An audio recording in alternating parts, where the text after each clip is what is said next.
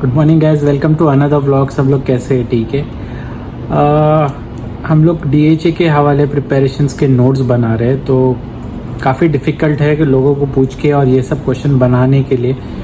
तो फॉर्चुनेटली हमको चार और क्वेश्चंस मिल चुके हैं जो रिपीटेवली पूछे जा रहे हैं एग्ज़ाम में डीएचए के, स्पेशली फॉर फार्मासिस्ट के बंदे लोगों को। असिस्टेंट फार्मासिस्ट के लिए ये वीडियो नहीं है, जो फार्मासिस्ट है उनके लिए ये है। और ये क्वेश्चंस फार्मेसी के बंदे लोग को पूछे जा रहे हैं। सही है, तो हम लोग क्वेश्चन पे मूव होते हैं और जितना भी ये क्वेश्चन के आंसर आ रहे हैं वो पूरा मगअप कर लो, क्योंकि यही पैटर्न पूछा जा रहा है। ये क्वेश्चन जितने भी बंदे को पूछा है वो ऑलमोस्ट 6-7 लोगों को ये सब क्वेश्चंस पूछे गए हैं। खाली उसका टर्म्स थोड़ा ये है ना, क्वेश्चंस थोड़ा चेंज हो गए, इधर आगे पीछे वर्ड्स हो गए, पर इन द एंड इनका आंसर पूरा सेम है। सही है, तो हम लोग क्वेश्चन पे मूव होते हैं। सो गाइस, हमको ये क्वेश्चंस मिले हैं, ये 4 क्वेश्चन से पूछे जा रहे हैं करंटली डीएचए के एग्ज़ाम में। तो हम लोग ये फाइंड आउट करेंगे इसका आंसर कैसा है। अ 69-year-old woman presented with complaints of severe dry cough and has a week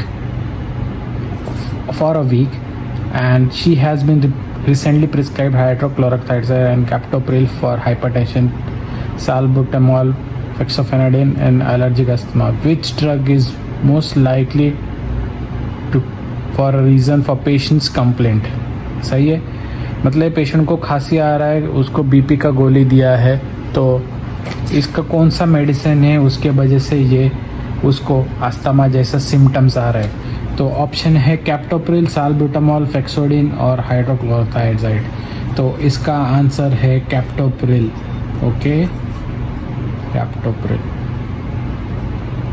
captopril आपने देखा होगा। कैप्टोप्रिल जितने भी ड्रग्स होते हैं, रैमेप्रिल, कैप्टोप्रिल, नियोप्रिल, ये इसमें हमको खांसी आता है पेशेंट को, क्योंकि this comes under the category of ACE inhibitors. और एस इनिबिटर्स जितने भी होते हैं उनके अंदर side effects like dry cough होते हैं। तो ये आप माइंड में रखो।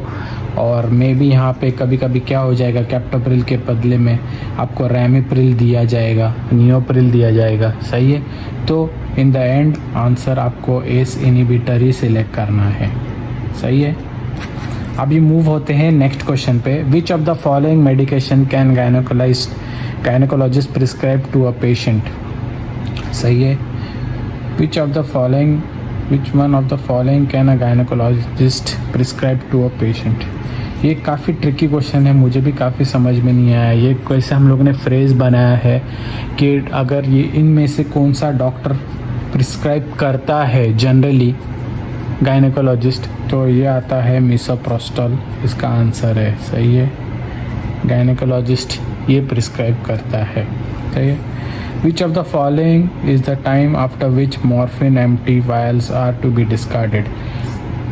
मॉर्फिन एक नार्कोटिक ड्रग है, इसका वायल कितने दिनों के बाद डिस्कार्ड किया जाता है? ये क्वेश्चन आता है रिलेटेड टू फार्मेसी या फार्मेसी का वर्क एनवायरनमेंट। इस टाइप में क्वेश्चंस पूछे जाते हैं। आपको तो मालूम है क्वेश्चन पैटर्न्स पूरा चेंज हो चुके हैं, तो मैक्सिमम कैलकुलेशंस आते हैं, कैलकुलेशंस के 10-15 क्वेश्चन आते हैं और ये रिगार्डिंग टू सुटिक्स आते हैं। तो ये मिक्स क्वेश्चन आ रहे हैं, तो ये इसका आंसर आता है 6 मंथ। 6 मंथ्स के बाद आपको जितने भी मॉर्फिन के एम्प्टी वायल्स है वो रजिस्टर में एंटर करके फिर आपको ये डिस्कार्ड करना है। जनरली ये होता है हॉस्पिटल फार्मेसी में। सही है, तो जितने भी बंदे लोग हॉस्पिटल फार्मेसी में काम कर चुके हैं तो उनको मालूम होगा। सही है, और ये और एक चीज़ है, ये कभी कभी मेडिसिन्स ये फार्मेसी में रखने पड़ते हैं लाइक एन एमरजेंसी केसेस, तो ये इम्पॉर्टेंट क्वेश्चन है। सही है, which of the following vaccines is contraindicated in pregnant woman? तो इसका आंसर है पोलियो है, इन्फ्लुएंज़ा है, एमएमआर है और टीटनस, डिप्थीरिया, टी-टैप बोलते हैं उसको। सही है, परस्टोसिस। तो इसका आंसर आता है सी,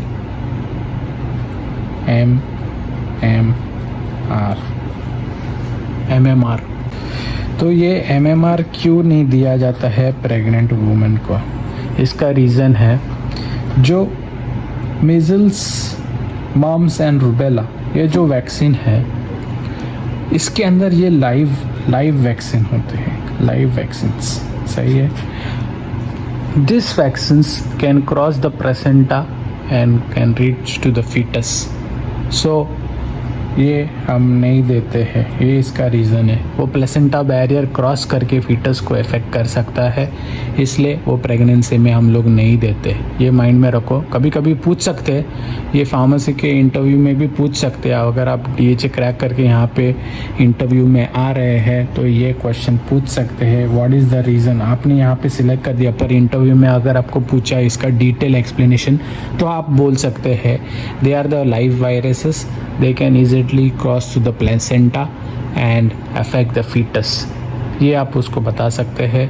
और ये सब 4 क्वेश्चंस अभी पूछे जा रहे हैं। काफ़ी ट्रिकी वे से भी पूछे जाते हैं, क्वेश्चन का पैटर्न भी चेंज करके पूछे जा सकते हैं। तो आपको फोकस होना है, क्वेश्चन पूरा पढ़ के फिर उसका आंसर देना है।